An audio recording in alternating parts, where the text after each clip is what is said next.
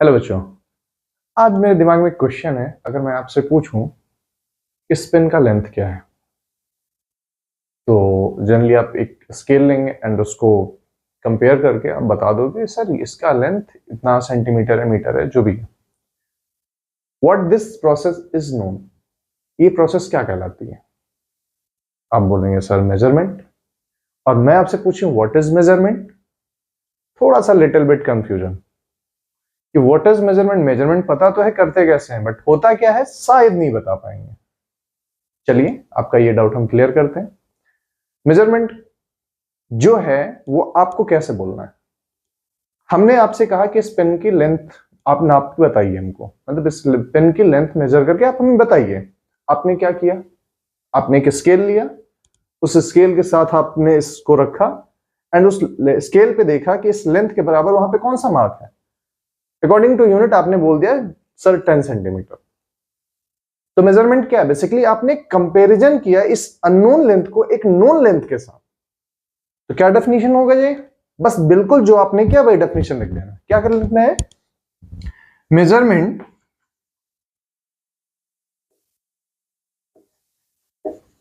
is the comparison of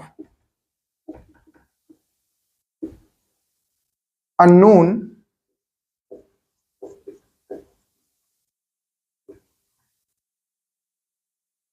quantity with known physical quantity. This is the definition। एक line में आपने क्या किया, जनरली आपने कंपेयर किया इसकी इस पेन की जो लेंथ अननोन थी, आपने एक मीटर स्केल पे आपको नंबर्स पड़े हुए हैं और आपने देखा और नाप करके बता दिया। That is measurement. अब किसी भी फिजिकल क्वांटिटी की मेजरमेंट क्या होगी?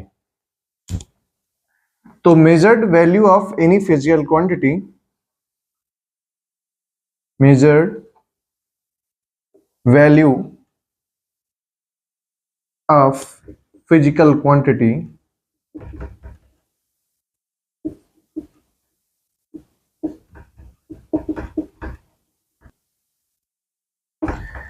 अब मेजर्ड वैल्यू की बात करें या फिर मैग्नीट्यूड की बात करें, क्या होगी? तो numerical value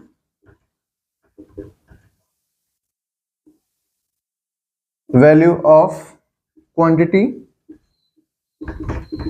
into size of its unit, size of its unit.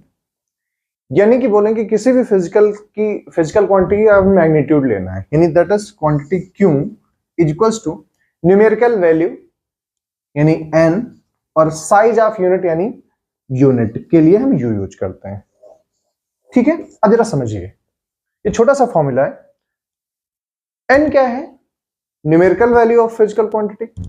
जैसे कि फॉर एग्जांपल हमने आपको इस पेन की लेंथ मेजर करने के लिए बोला, तो आपने क्या किया, स्केल लिया एंड आपने देखा कुछ 10 सेंटीमीटर 15 सेंटीमीटर, मैं सेंटीमीटर बोल दे रहा हूं, ठीक है, 15 that is numerical value and last में centimetre that is a size of unit. यानी कहने का मतलब अगर किसी लेंथ, कोई हम लेंथ मेजर कर रहे हैं और उसका मैं बोल रहा हूं 3 metre, this means 3 is the numerical value, उतना कितनी क्वांटिटी है, into size of 1 unit metre, यानी 1 मीटर क्या लेंथ होती है उस यूनिट से आप मल्टीप्लाई कर देंगे, आपको टोटल वैल्यू उस लेंथ की पता चल जाएगी।